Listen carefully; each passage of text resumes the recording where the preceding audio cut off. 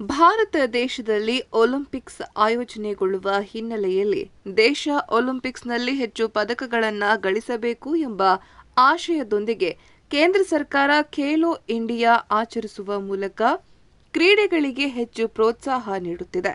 ಅದರಲ್ಲೂ ಗ್ರಾಮೀಣ ಕ್ರೀಡೆಗಳಿಗೆ ಹೆಚ್ಚು ಒತ್ತು ನೀಡುತ್ತಿದೆ ಎಂದು ಬೆಂಗಳೂರಿನ ಗ್ರಾಮಾಂತರ ಕ್ಷೇತ್ರದ ಸಂಸದರಾದ ಡಾ ಸಿಎನ್ ಮಂಜುನಾಥ್ ಹೇಳಿದರು. ಪಟ್ಟಣದ ಮಾಧ್ಯಮಿಕ ಶಾಲಾ ಆವರಣದಲ್ಲಿ ವಿಧಾನ ಪರಿಷತ್ ಸದಸ್ಯರಾದ ಡಾ ಸೂರಜ್ ರೇವಣ್ಣ ಅವರ 38ನೇ ಹುಟ್ಟುಹಬ್ಬದ ಪ್ರಯುಕ್ತ 2 ದಿನಗಳ ಕಾಲ ಡಾ ಸೂರಜ್ ರೇವಣ್ಣ 5.0 ಕಬಡ್ಡಿ ಪಂದ್ಯಾವಳಿಯ ಸಮಾರೋಪ ಕಾರ್ಯಕ್ರಮದಲ್ಲಿ ಭಾಗವಹಿಸಿ ಮಾತನಾಡಿದ ಅವರು, ದೇಶೀಯ ಕ್ರೀಡೆಗಳಲ್ಲಿ ಮೊದಲ ಸ್ಥಾನದಲ್ಲಿರುವ ಕಬಡ್ಡಿ ಪ್ರೊ ಕಬಡ್ಡಿ ಪಂದ್ಯಾವಳಿಗಳಿಂದ ಇತ್ತೀಚಿನ ದಿನಗಳಲ್ಲಿ ಹೆಚ್ಚು ಜನಪ್ರಿಯಗೊಳ್ಳುತ್ತಿದೆ. ಇದೇ ರೀತಿ ದೇಶೀಯ ಕ್ರೀಡೆಗಳಾದ ಖೋ-ಖೋವನ್ನು ಪ್ರೋತ್ಸಾಹಿಸಬೇಕಾಗಿದೆ. ಕಬಡ್ಡಿಯಲ್ಲಿ ಪುರುಷ ಮತ್ತು ಮಹಿಳಾ ತಂಡಗಳೆರಡೂ ವಿಶ್ವ ಚಾಂಪಿಯನ್ ಆಗಿ ಹೊರಹೊಮ್ಮಿರುವುದು ದೇಶಕ್ಕೆ ಸಂದ ಗರಿಮೆಯಾಗಿದೆ ಎಂದರು. ಬದುಕು ಕೂಡ ಕಬಡ್ಡಿ ಆಟವನ್ನ ಅನುಕರಣೆ ಮಾಡುತ್ತದೆ. ಅಂದುಕೊಂಡಿದ್ದನ್ನ ಸಾಧಿಸಲು ಹೊರಟವನಿಗೆ ಕಬಡ್ಡಿ ಆಟದ ರೀತಿ ಕಾಲೆಳೆಯುವವರು ಹೆಚ್ಚು. ಜೀವನದ ಎಲ್ಲಾ ಕಾಲಘಟ್ಟದಲ್ಲಿಯೂ ಕ್ರೀಡಾ ಮನೋಭಾವವನ್ನ ಹೊಂದಬೇಕು. ಆಟದಲ್ಲಾಗಲಿ ಬದುಕಿನಲ್ಲಾಗಲಿ ಸೋತಾಗ ಕುಗ್ಗದೆ ಮರುಗೆಲುವಿಗೆ ಶ್ರಮಿಸಬೇಕು. ಕ್ರೀಡೆಯಲ್ಲಿ ತೊಡಗಿ ಸದೃಢವಾಗಬೇಕಿರುವ ಯುವಕರಲ್ಲಿ ಇಂದು 60% ಆರೋಗ್ಯ ಸಮಸ್ಯೆಗಳು ಕಂಡುಬರುತ್ತಿದೆ. ದೇಶದಲ್ಲಿ 51% ಯುವಕರು ಧೂಮ್ರಪಾನ ಮಾಡುತ್ತಿದ್ದಾರೆ. ಮದ್ಯ ವ್ಯಸನದಿಂದ ಸಕ್ಕರೆ ಕಾಯಿಲೆ, ಹೃದಯಾಘಾತಗಳು ಹೆಚ್ಚಾಗುತ್ತಿದೆ. ದೇಶದಲ್ಲಿ ಮೆಡಿಕಲ್ ಶಾಪ್ಗಳಿಗಿಂತ ವೈನ್ ಶಾಪ್ಗಳ ಸಂಖ್ಯೆ ಹೆಚ್ಚುತ್ತಿರುವುದು ದುರಾದೃಷ್ಟಕರ ಎಂದರು. ಪಂದ್ಯಾವಳಿಗೆ ಶುಭ ಕೋರಲು ಆಗಮಿಸಿದ ವಿಧಾನ ಪರಿಷತ್ ಉಪಸಭಾಪತಿ ಪ್ರಾಣೇಶ್ ರವರು ಮಾತನಾಡಿ, ಗ್ರಾಮೀಣ ಕ್ರೀಡೆಗಳಾದ ಕಬಡ್ಡಿ, ಲಗೋರಿ, ಬುಗುರಿ, ಗೋಲಿ ಆಟಗಳನ್ನ ಆಡಿಕೊಂಡು ಬೆಳೆದ ನಮಗೆಲ್ಲ ನಮ್ಮ ಮಣ್ಣಿನ ಕ್ರೀಡೆಯಾದ ಕಬಡ್ಡಿ ಇಂದು ರಾಷ್ಟ್ರ, ಅಂತಾರಾಷ್ಟ್ರೀಯ ಮಟ್ಟಕ್ಕೆ ಬೆಳೆದಿರುವುದು ನಮಗೆಲ್ಲ ಹೆಮ್ಮೆ ತರುವಂತಹದ್ದು. ಕಬಡ್ಡಿಯನ್ನ ಯುವಕರಲ್ಲಿ ಹೆಚ್ಚು ಪ್ರೋತ್ಸಾಹಿಸುವ ನಿಟ್ಟಿನಲ್ಲಿ ಪ್ರತಿ ವರ್ಷ ಡಾ ಸೂರಜ್ ರೇವಣ್ಣನವರು ರಾಜ್ಯ ಮಟ್ಟದ ಟೂರ್ನಮೆಂಟ್ ಆಯೋಜಿಸುತ್ತಾ ಬಂದಿರುವುದು ಇದರಲ್ಲಿ ಕ್ರೀಡಾ ಪ್ರೇಮಕ್ಕೆ ಸಾಕ್ಷಿಯಾಗಿದೆ ಎಂದರು. ಶಾಸಕ ಸಿಎನ್ ಬಾಲಕೃಷ್ಣ ಮಾತನಾಡಿ, ಕಲೆ, ಸಾಹಿತ್ಯ, ಕ್ರೀಡೆಗೆ ಹೆಚ್ಚಿನ ಆದ್ಯತೆ ನೀಡುತ್ತಿರುವ ಜಿಲ್ಲೆಯಲ್ಲಿ ಗ್ರಾಮೀಣ ಸೊಗಡಿನ ಕ್ರೀಡೆ ಕಬಡ್ಡಿಗೆ ಹೆಚ್ಚಿನ ಆದ್ಯತೆ ನೀಡಿ ಡಾ ಸೂರಜ್ ರೇವಣ್ಣ ಕಬಡ್ಡಿ ಪಂದ್ಯಾವಳಿ ಆಯೋಜಿಸಿದ್ದಾರೆ. ಅವರು ಯುವಕರ ಪ್ರೇರಣೆ ಶಕ್ತಿಯಾಗಿದ್ದರೆ, ತಾವು ಶಾಸಕರಾಗಿರುವ 3 ಅವಧಿಯಲ್ಲಿಯೂ ತಾಲೂಕಿನಲ್ಲಿ ಕ್ರೀಡೆ, ಕಲೆ, ನೀರಾವರಿ, ಆರೋಗ್ಯ ಕ್ಷೇತ್ರಕ್ಕೆ ಆದ್ಯತೆ ನೀಡಿ ಕೆಲಸ ಮಾಡುತ್ತಿದ್ದು, ತಾಲೂಕಿನ ಕ್ರೀಡಾಪಟುಗಳ ಅನುಕೂಲಕ್ಕಾಗಿ ತಾಲೂಕು ಕ್ರೀಡಾಂಗಣದಲ್ಲಿ ಅಗತ್ಯ ಮೂಲಭೂತ ಸೌಕರ್ಯ ಕಲ್ಪಿಸಲಾಗಿದೆ ಎಂದರು.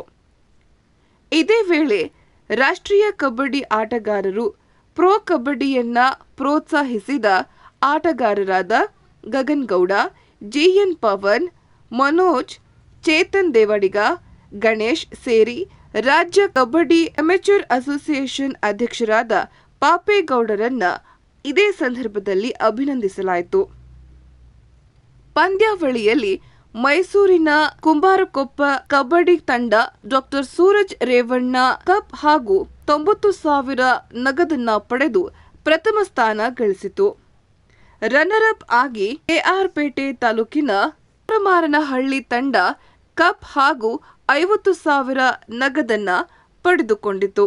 ಡಾ ಸೂರಜ್ ರೇವಣ್ಣ ಅವರ ಸ್ಪೋರ್ಟ್ಸ್ ಅಂಡ್ ಕಲ್ಚರ್ ಅಸೋಸಿಯೇಷನ್ ಪ್ರಾಯೋಜಕತ್ವದಲ್ಲಿ ಇವತ್ತು ಒಂದು ಕಬಡ್ಡಿ ಟೂರ್ನಮೆಂಟ್ ನಡೀತಾ ಇರೋದು ಬಹಳ ಅನನ್ಯವಾದದ್ದು ಮತ್ತು ಅರ್ಥಪೂರ್ಣವಾದದ್ದು. ಅದರಿಂದ ಮೊದಲನೇದಾಗಿ ಇವತ್ತು ವೇದಿಕೆಯನ್ನು ಅಲಂಕರಿಸಿದಂಥ ಎಲ್ಲ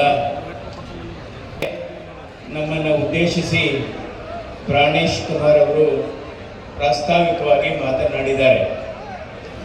ಇವತ್ತು ಭಾರತ ದೇಶದಲ್ಲಿ ದೇಶೀಯ ಕ್ರೀಡೆಗಳಿಗೆ ಹೆಚ್ಚು ಪ್ರೋತ್ಸಾಹವನ್ನು ಕೊಡಬೇಕು ಮತ್ತು ಗ್ರಾಮೀಣ ಪ್ರತಿಭೆಗಳಿಗೆ ಹೆಚ್ಚು ಪ್ರೋತ್ಸಾಹ ಕೊಡಬೇಕು.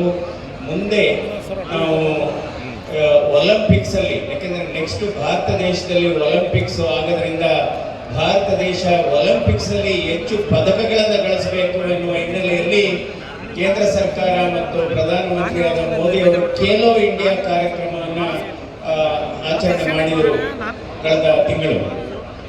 ಇವತ್ತು ನಮ್ಮ ದೇಶೀಯ ಕ್ರೀಡೆಗಳಲ್ಲಿ ಮೊದಲನೇ ಸ್ಥಾನದಲ್ಲಿ ಇರತಕ್ಕಂಥದ್ದು ಕಬಡ್ಡಿ ಟೂರ್ನಮೆಂಟ್ ಅಂತ ನಾನು ಹೇಳಬೇಕಾಗಿದೆ. ಕಬಡ್ಡಿ ಅಂದರೆ ಒಂದು ವಿಶೇಷ ಅಂದರೆ 2025ನೇ ಇಸ್ವಿನಲ್ಲಿ ಭಾರತ ಪುರುಷರ ಕಬಡ್ಡಿ ಆಗ್ಬೋದು, ಮಹಿಳೆಯರ ಕಬಡ್ಡಿ ಆಗ್ಬೋದು ವಿಶ್ವ ಚಾಂಪಿಯನ್ ಆಗಿದ್ದಾರೆ 2025ನೇ ಇಸ್ವಿನಲ್ಲಿ. ಅದೇ ರೀತಿ 2025 ಅಂದರೆ ಈ ದೇಶೀಯ ಕ್ರೀಡೆಗಳಿಗೆ ನಾವು ಹೆಚ್ಚು ಪ್ರೋತ್ಸಾಹವನ್ನು ಕೊಡಬೇಕು. ಇದರಲ್ಲಿ ಸ್ಥಳೀಯ ಶಾಸಕರಾದಂಥ CN ಬಾಲಕೃಷ್ಣ ಅವರು ಕೂಡ ಇದರಲ್ಲಿ ಬಹಳ ಮುತುವರ್ಜಿ ವಹಿಸಿದ್ದಾರೆ. ಅವರು ಕೂಡ ಅವರ ಅಭಿಮಾನಿಗಳಿಗೆ ಅಭಿನಂದನೆ ಸಲ್ಲಿಸ್ತಾ, ಇವತ್ತು ಯಾಕೆಂದ್ರೆ ಎರಡನೇ ದೇಶೀಯ ಕ್ರೀಡೆಗಳಲ್ಲಿ ಮೊದಲನೇದು ಕಬಡ್ಡಿ ಮೊದಲನೇ ಸ್ಥಾನದಲ್ಲಿದೆ, ಎರಡನೇದು ಖೋ ಇದೆ. ಅದೇ ರೀತಿ ಈಗ ನಾವೆಲ್ಲ ಚಿಕ್ಕ ಮಕ್ಕಳಲ್ಲಿ ಚಿಕ್ಕ ವಯಸ್ಸಿನಲ್ಲಿ ನೋಡಿದ್ವಿ ಲಗೋರಿ ಆಡುವಂಥದ್ದು, ಇವೆಲ್ಲ ದೇಶೀಯ ಕ್ರೀಡೆಗಳು ಅಥವಾ ಖೋ. ಇವತ್ತು ಈ ವರ್ಷ ಖೋನಲ್ಲೂ ಕೂಡ ಭಾರತ ಇವತ್ತು ವಿಶ್ವ ಚಾಂಪಿಯನ್ ಆಗಿದೆ.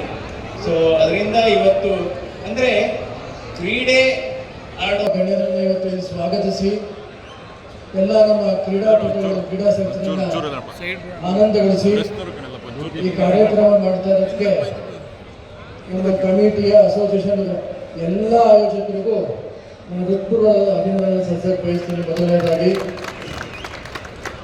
ಹಾಗೂ ವೇದಿಕೆ ಮೇಲೆ ಉಪಸ್ಥಿತರಿರುವ ನಮಗಂತೂ ಬಹಳ ಪ್ರೀತಿ ಸ್ನೇಹ ಪಾತ್ರರಾಗಿರುವ ಮನೋಭಾವವಿರುವ ರಮೇಶ್ ಕುಮಾರ್